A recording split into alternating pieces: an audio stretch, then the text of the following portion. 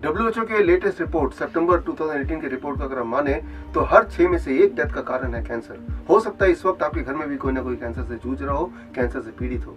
Cancer क्यों होता है, कैंसर को प्रिवेंट कैसे किया जाए, अगर कैंसर हो ही गया तो उससे पीछा कैसे छुड़ाया जाए, how to cure cancer.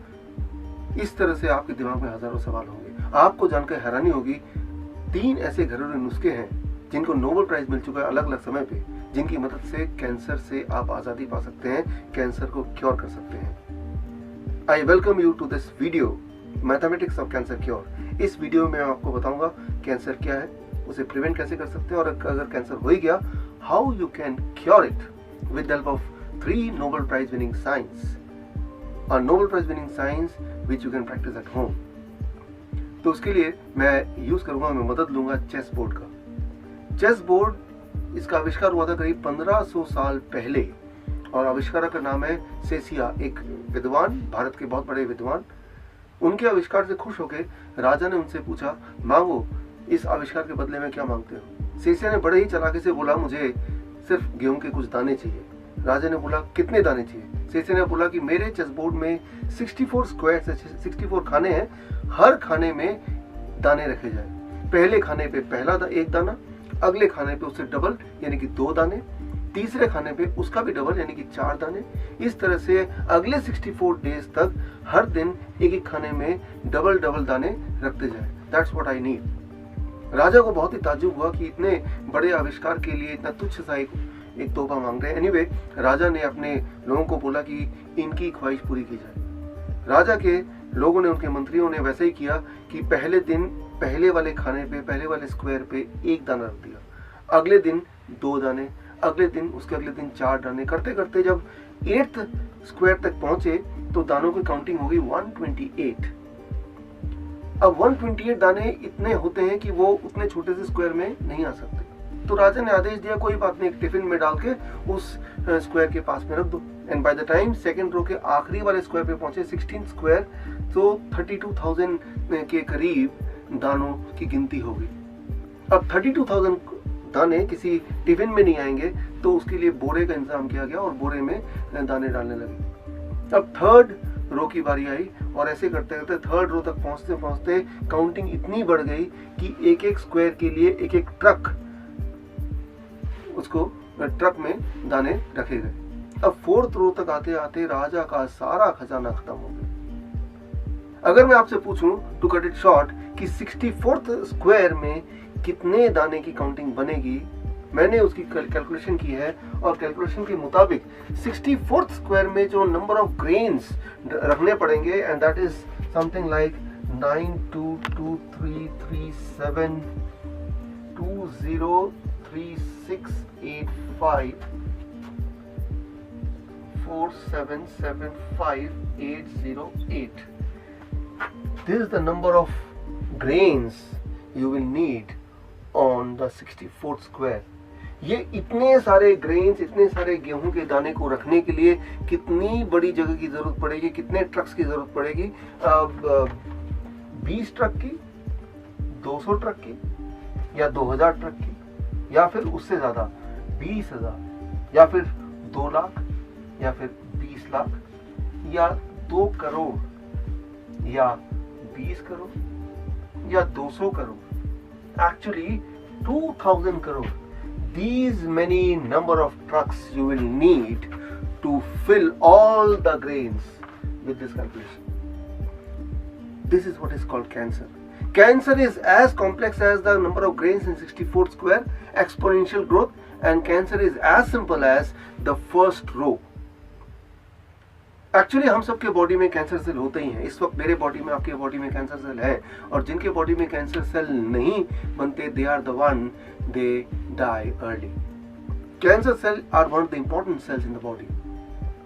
So cancer cell की ग्रोथ 1 का 2, 2 का 4 एक्सपोनेंशियली होती है, लेकिन bye the time it reaches the 8th square, जब उनकी ग्रोथ इतनी ज्यादा होती है कि उसके लिए, सेल्स के लिए बनी हुई जगह से ज्यादा वो जरूरत पड़ती है जगह की, एट द टाइम हमारा बॉडी एक स्पेशल मैकेनिज्म इनिशिएट करता है, that is called autophagy. Auto मतलब सेल्फ, फेजी मतलब खाना, अपने आप को खाना। सो हमारा बॉडी क्या करता है, वो कैंसर सेल को खाने लगता है, उसको ब्रेक डाउन करता है, उसके अंदर के न्यूट्रिशन को बॉडी के अदर काम के लिए, बाकी कामों के लिए यूटिलाइज करता है। सो कैंसर सेल एक तरह से हमारी बॉडी को न्यूट्रिशन प्रोवाइड करता है through the mechanism is called autophagy. So the cancer cell plays a very important role in our growth, it plays a very important role in the maintenance of the body, in immunity of the body.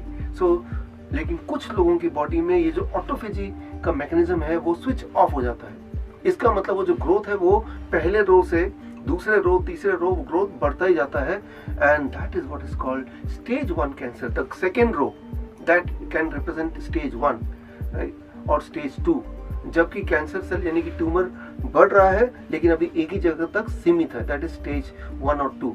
Stage 3 and stage 4 क्या होता है कि वो sales इतने बढ़ गए कि वो जगह और काफी नहीं हो रहा है, तो वो सेल्स बाकी पूरे बॉडी में कैंसर सेल फैलने लगे, that is called stage 3 and stage 4। Just like कि वो चेस बोर्ड में जो थर्ड रो था, जो फोर्थ रो था, वो स्टेज 3 और स्टेज 4 को रिप्रेजेंट कर सकते हैं। पूरे बॉडी में कैंसर सेल, पूरे बॉडी में जगह जगह पे tumours, that is what is cancer. So cancer can happen if the autophagy mechanism is switched off in the body.